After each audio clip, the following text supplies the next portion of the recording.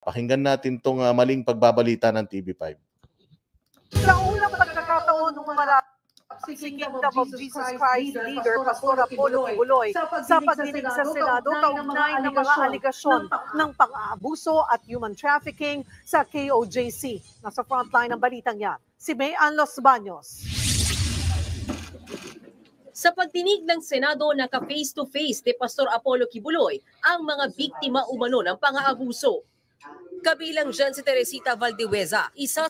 Ayun nakita ninyo. Ayan yung punyetang reporter na yan, matandang pangit na yan. Nakita niyo yan? Putang ina niya, napakasinungaling yan. Ang kapal ng mukha ng matanda na yan. Hindi itong isa, hindi itong nakadilaw. Yung katabi niyang kupal. Napakasama ng ugali ng matanda na yan. Sobrang sama ng ugali. Mantakin mo tinanong siya kung may nakita ba siyang police brutality sa loob. Putang ina, walang kaabog-abog. Ang sagot niya, wala. Gago, di ba? Meron kang warrant of arrest.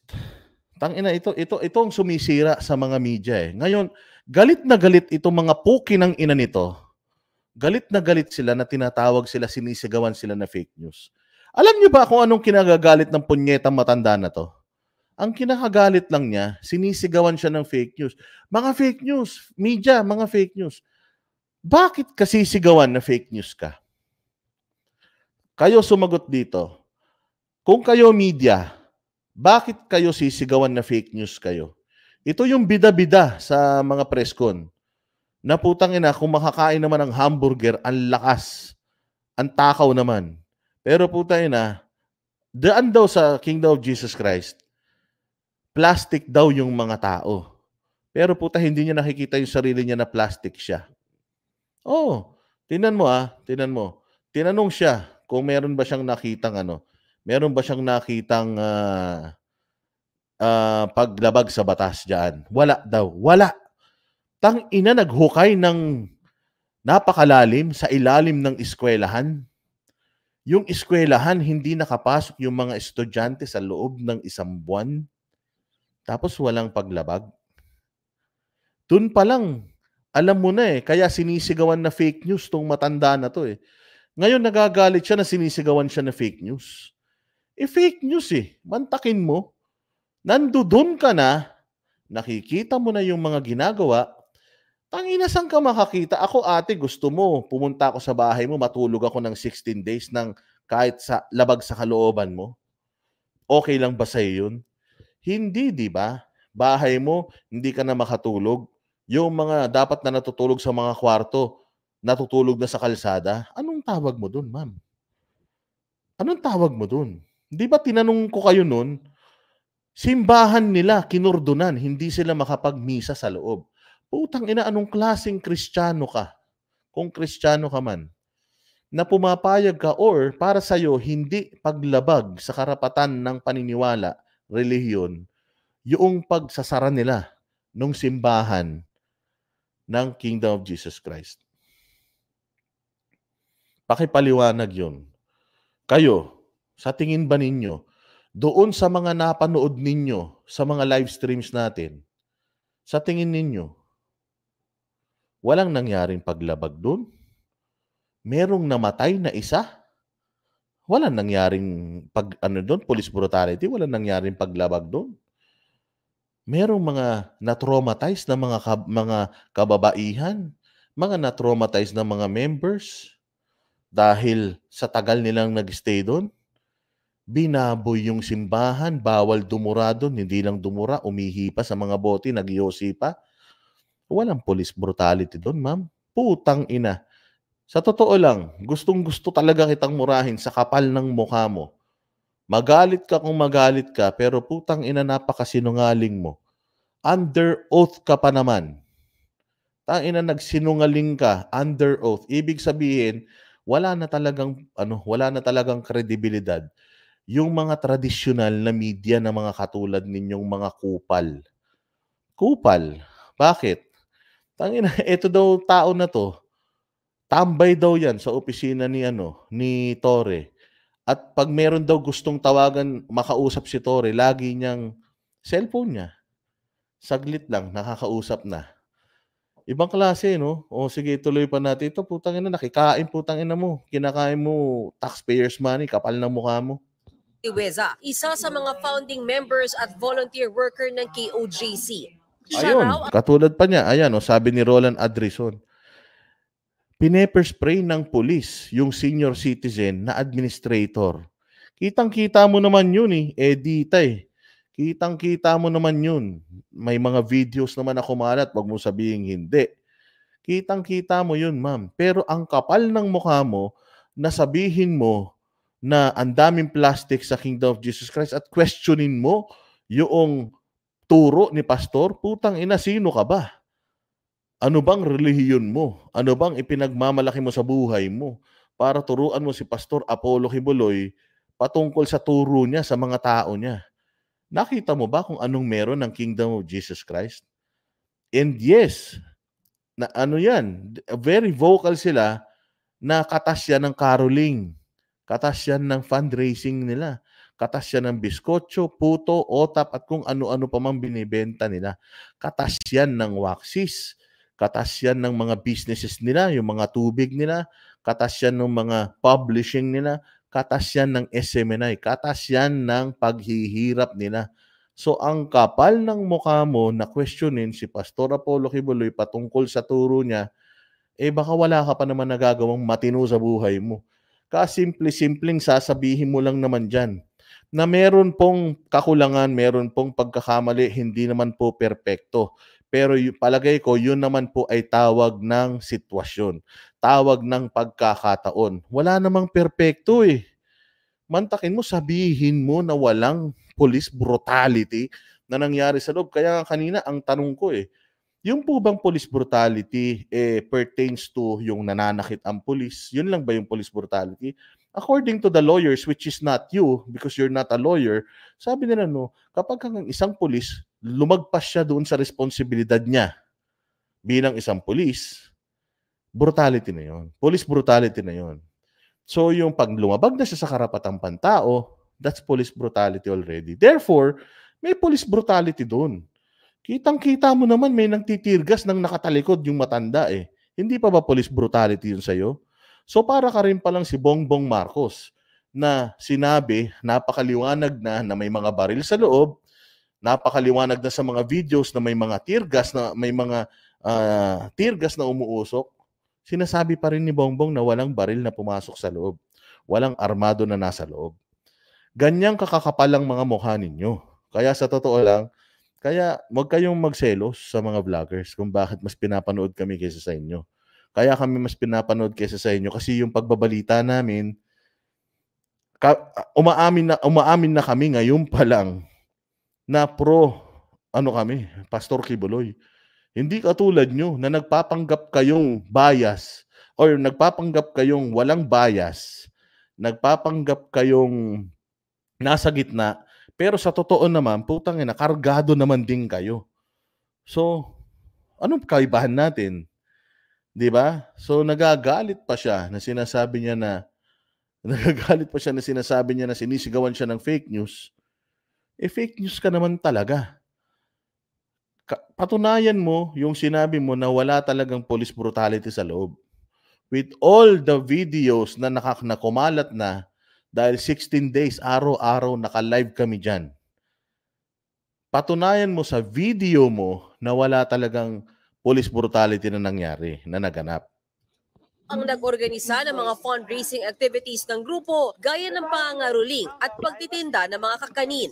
Buwan-buwan, may kota daw silang dapat maabot. Sa Disyembre halimbawa, papalo raw yan ng 10 hanggang 15 milyong piso. So, kung may kota ka, being ikaw yung isa sa pinakamataas,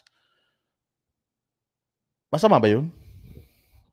Masama ba tayong magbigay ng quota system? Kasi, as far as I know, kapag nasa isang kumpanya ka, binibigyan ka rin naman ng quota. Nakatanggap ka ng sweldo pag na-hit mo yung quota mo. Dito, ano bang nakukuha nyo pag na-hit nyo yung quota nyo? Di ba libre kayo lahat? Libre kayo ng pagkain, libre kayo ng edukasyon, libre kayo ng tulugan. Ikaw na ang nagsabi, pumupunta kayo sa ibang bansa, Nanonood kayo ng sine hangga't gusto nyo. Kumakain kayo sa 5-star restaurants. Anong kaibahan nyo doon sa mga kumpanya, private, na nagbibigay ng quota doon sa mga empleyado nila na sinusweldohan nila? Parehas lang. Sila, ang kinikita nila is pera. Kayo naman, sa tuwing ginagawa nyo yun, nagagampanan ninyo yung missionary ninyo. Kumbaga, napauunlad ninyo yung inyong kung ano man yung departamento sa simbahan ninyo na nire-represent ninyo. Di ba? Yun lang naman ang importante doon eh.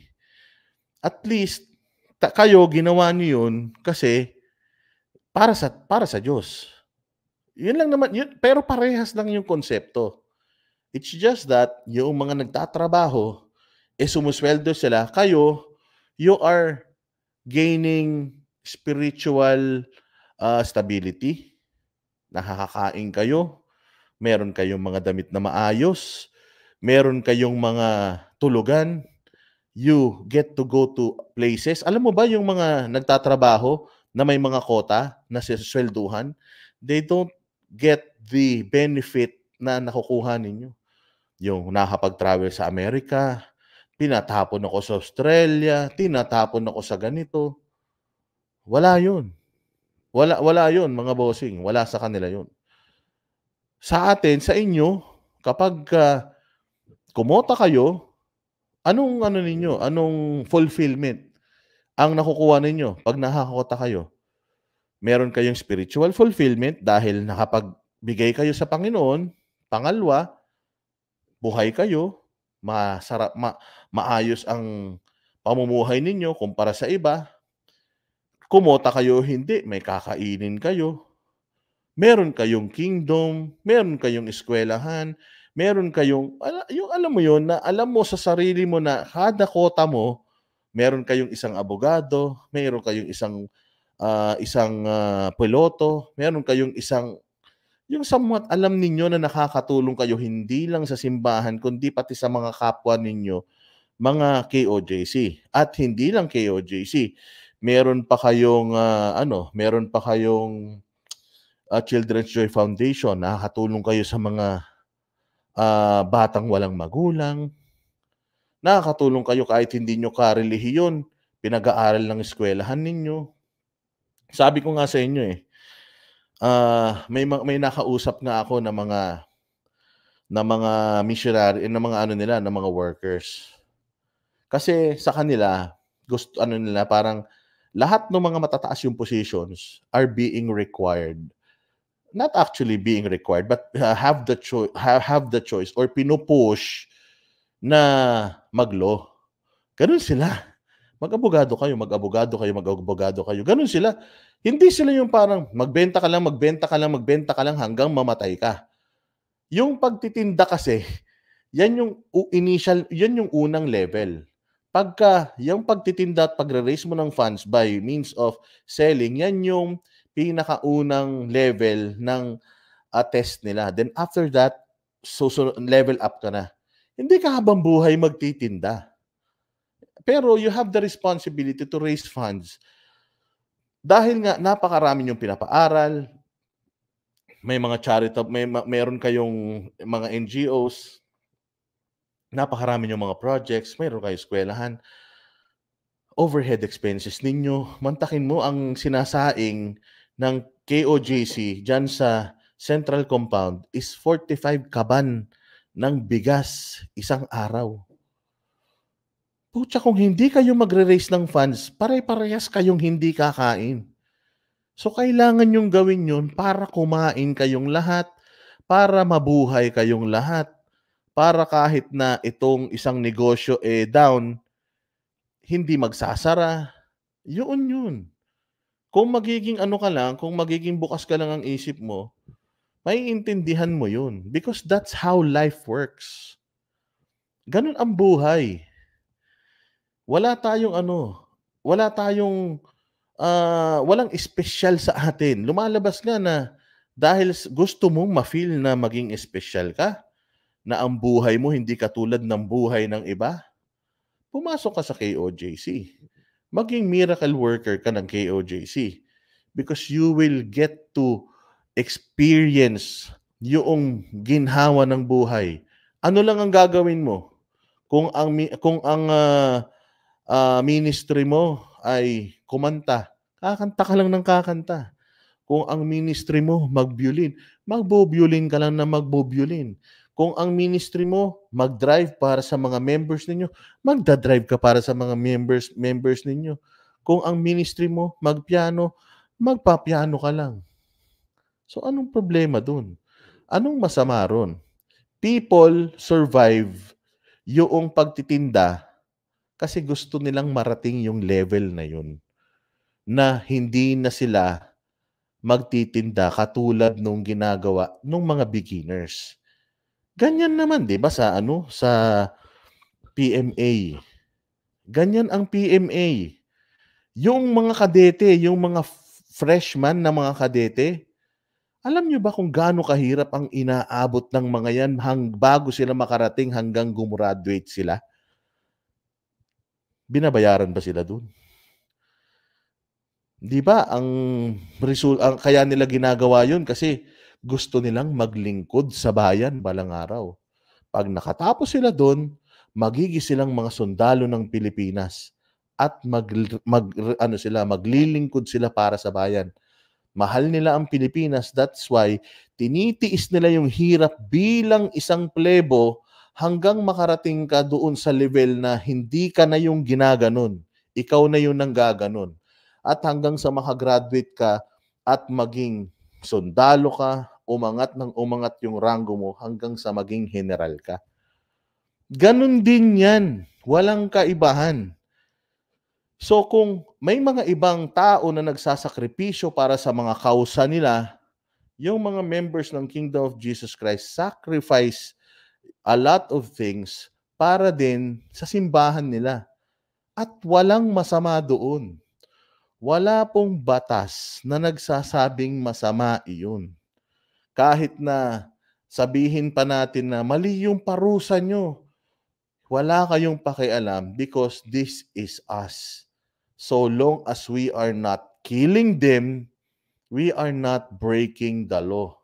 So long as they are doing this kasi kailangan nilang gawin at masaya naman silang gawin ito, wala kayong pakialam. Tama, bawal ang tamad sa KOJC. Sa church nga namin, walang sahod ang mga pastors and workers. Ganun naman kasi dapat. Pero nga, iba ang KOJC. Katulad ng sinasabi ko, nung may nakausap ako nung nakaraan, they were asked na mag-law. Ang hirap mag-law, sabi nila. They tried. Nahirapan talaga sila. Because kailangan nilang pagsabay-sabayin yung ministry nila, yung pag-aaral, at yung iba pa nilang ginagawa. And it's really hard because you only have to choose one. You only have to choose between your ministry and your taking up law and yung personal na buhay mo. Ang hirap pagsabay-sabayin nun. Biruan nga nila, ayoko nang mag-law. I'll just raise funds for them to become lawyer.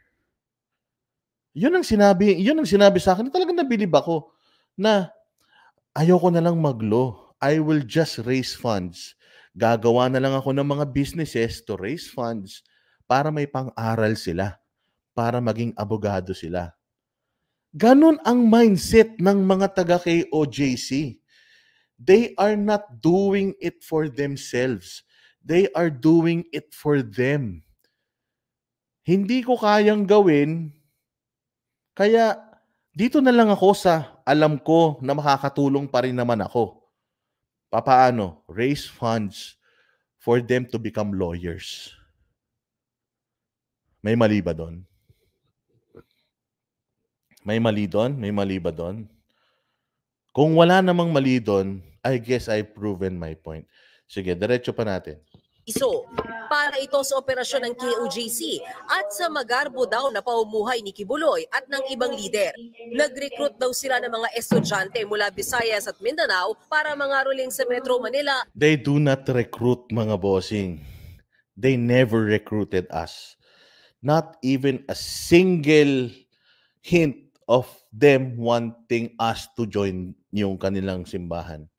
Kaya yung sinasabi na they are recruiting, hindi nga sila katulad ng ibang simbahan na katok. Magandang hapon po. Ito po ang salita ng Diyos. Umatin po kayo sa simbahan namin. Walang ganun. Walang ganun. Lumalapit ang... Dami nga nagme-message sa akin eh. Boss Dada, paano ba makapag-convert sa kanila? Boss Dada, paano ba makapag-ano sa kanila? Boss Dada, paano ba ako makasali sa kanila? Ganun sa KOJC. Si Jay Guevara nga, pabiro lang, sinabi ko na sa kanila eh, Ma'am, ipako-convert na namin si Jay. Alam mo ba sagot sa amin? Ay, hindi pwede sa amin yung basta-basta. Kailangan kapag sumali ka sa amin, i-devote mo yung buhay mo talaga sa amin. Ganun sila. Hindi sila yung parang, sige, halika, imomold kita, babaguhin kita. Hindi sila ganun. Hindi sila patay gutom sa membro. Membro ang lumalapit sa kanila.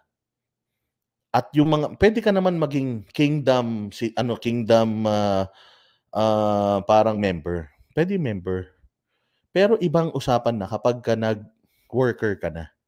Kasi pag nag-worker ka na, pumasok ka na sa loob noong simbahan, worker ka na ng simbahan, technically, pag-aari ka na ng simbahan. Kasi isinusuko mo na yung sarili mo sa kanila. Kaya nga mayroon mga preparation yan, levels of preparation kung talaga bang deserve mo at kaya mo yung lifestyle, yung buhay ng isang worker. Kasi hindi lang yan parang, papasok ako dyan para libre kain.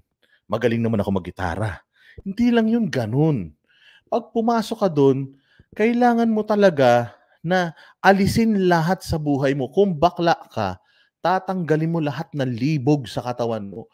Lahat ng kabaklaan sa katawan mo, tatanggalin mo. Pagpasok mo sa loob, bakla ka pa rin, pero hindi ka na mahilig sa chupageti. Hindi ka na mahilig sa booking. Gets mo, lilinisin mo talaga yung sarili mo. Aayusin mo yung sarili mo and you will live kung paano nabuhay si Pastor Kibuloy nung tinawag siya ng Panginoon sa Kitbog. Na tumira siya sa Kitbog at tumira siya sa Tamayong. I-cleanse mo talaga yung sarili mo. Hindi ka basta papasok ka lang tapos dahil gusto mo lang. Hindi yun ganun. Matindi ang spiritual race. Kaya nga sa kanila, kahit na nasa loob na, nakaraos na ng mula doon sa pangangaroling at pagbibenta, nasa matataas na levels na, umaalis pa din eh. Kasi nga, hindi, lahat ng masama sa buhay mo, aalisin mo yun eh. Yung material na bagay, aalisin mo yun eh. Yung pagkagusto ko sa mamahaling cellphone, yung pagka-crush ko kay ganito, yung pagka-poging-pogi ako kay Piolo Pascual, aalisin mo lahat yun. Kasi nga, magtatrabaho ka, inire-ready mo na yung sarili mo para sa langit. Ganun yun, mga bossing. At hindi masama yun. Lahat ng relihiyon, ganyan ang plano nila sa lahat ng mga miyembro nila. Ganun lang po yun, mga bossing. Okay, diretso. At ibang bahagi ng Luzon. Nobyembre pa lang, kailangan nang mag-absent sa paralan. Inuna ang pagkaroling, inuna ang paghanap ng pera. Nakaranas din daw si Teresita ng sexual abuse mula kay Kibuloy noong baguhang miyembro pa lang siya. Pinarusahan din siya. Ang kapal ng mukha mo, ma'am, sa totoo lang. Kung babasahin ninyo yung buhay ni Pastor Apollo Kibuloy, putang ina, palagay ko itong mukha nito. Pabatain mo yung mukha niyan, hindi maganda yan. Si Pastor Kibuloy, bata pa siya, membro siya ng Pentecostal Church. Si Pastor Kibuloy, very promising. Siya na po ang ginugroom ng United Pentecostal Church, UPC, na maging pastor nila, na maging basta mataas na posisyon, grand pastor or whatever or however you wanna call it. Meron na siyang Amerikana na ipinapaasawa sa kanya. Iniwan niya yun. Dahil sa calling niya, Amerikana, blonde, blue eyes. Puta, tingnan mo naman mukha nito. Tingnan mo mukha nito. Siguro kahit pabatain mo ng 30 years to, putang ina, mukhang paa pa rin to. Maniwala kayo. Kahit pabatain mo ng 30 years to, hindi magiging blonde ito at hindi magiging blue eyes tong si Pokwang na to. Malabo, mga bossing. Meron na siyang asawa, mapapangasawa na Amerikana. Pero iniwan niya yon dahil sa calling niya. Umalis siya, pinapadala na siya ng UPC sa iba-ibang mga bansa para mag-aral, para sa mga basta para mabuo niya na yung kanyang misyon. Preaching machine ang tawag sa kanya nung nasa UPC siya. May calling na siya noon, kahit daw naliligo lang siya, wala siyang kausap, nagpi-preach pa din siya kasi nga grabe daw talaga yung ipinapasok ng Diyos na mga salita sa isip niya na kailangan niyang ilabas. Ganun daw si pastor noon, ganun siya ka-promising. Umalis siya sa UPC considering na siya yung ginugroom para maging mataas ang posisyon sa kanila.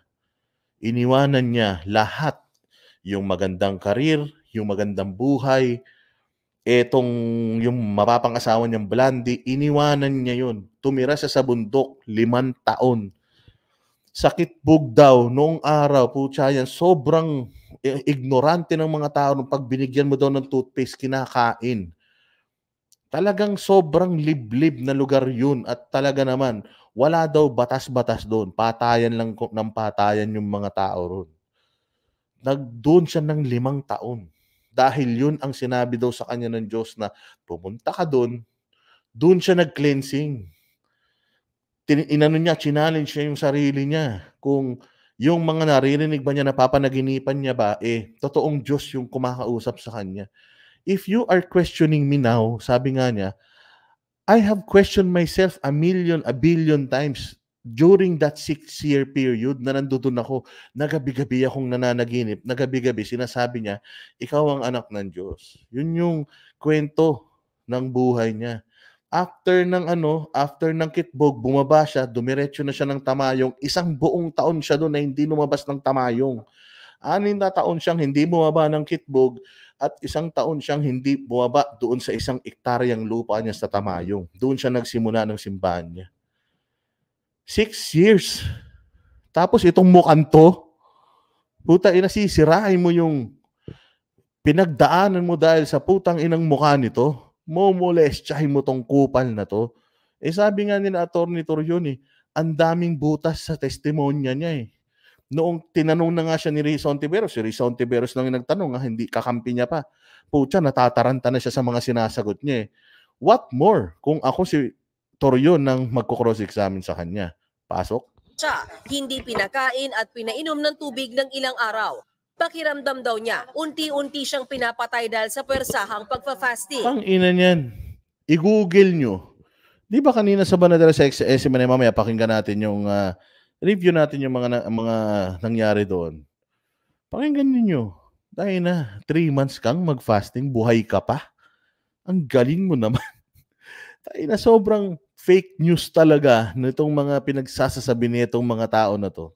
It was only when I left out of the. And speaking of fasting, I talked to MJ Mondihar. Wala pa to, malayo pa to. Sabi niya, alam mo, kasi nung papunta kami ng Prayer Mountain, or nung nasa Prayer Mountain kami, on our way to Prayer Mountain, kinukwento niya na, sabi niya, alam mo, Boss Dada, once a year, all of us, we should all undergo cleansing. We should all fast. Ako, I stay here for 1 full week. Magfa-fasting ako noon. First 3 days, wala talagang tubig yun. Tapos, on the 4th day, paunti-unti. Inom ka na ng kape, tapos lugaw. Kasi nga, para hindi mabigla yung tiyan mo. Anong ginagawa mo noon? 1 buong linggo? Oo, 1 buong linggo yun. Para lang maibsan yung, kasi nga feeling mo madidehydrate ka na, maliligo ka para ma-refresh yung katawan mo. Paano ka naka-survive? Nakaka-survive ako, nakikinig lang ako ng mga worship songs at saka yung mga yung mga preaching ni pastor. Tapos babasa ka ng Bible for 1 full week. Ginagawa daw nila yun once a year to cleanse. Even si Pastor Kibuloy does that. Nagke-cleansing siya. Kasi ano daw yun, maganda raw talaga sa katawan yun at saka maganda rin sa isip yun. Katulad nga ng sinasabi nila ng mga Muslim, they also do that. 1 full month sila. Pero sun up to sundown lang sila. Pero wala talagang tubig. So sinasabi ng mga experts sa fasting na yung sinasabi nitong way of fasting, hindi ka talaga mabubuhay nun. Kasi 3 araw lang daw na without food and drink, you're dead. At ginagawa daw po nila yun hindi dahil pinaparusahan sila. Kumbaga, kailangan nilang linisin yung mga sarili nila para kaaya-aya sila sa taas. Ganun ang paniniwala nila. It may seem weird to us, it may seem not normal to us, but it's normal to them eh. So, bakit tayo makikialam sa kung ano yung normal sa kanila? Wala tayong pake. Paniniwala nila yun. Di ka nga nila pinakikialaman sa sa mga ginagawa mo sa buhay mo, sa pakikialaman mo yung buhay nila. That I finally clearly understood that the man I had believed to be God's chosen and holy was an impostor, oppressor, and deceiver.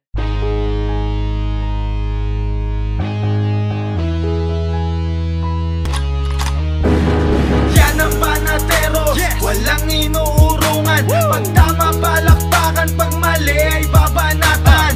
Yan ang Banateros, boses ng ordinaryong Pilipino. Banateros ay walang maka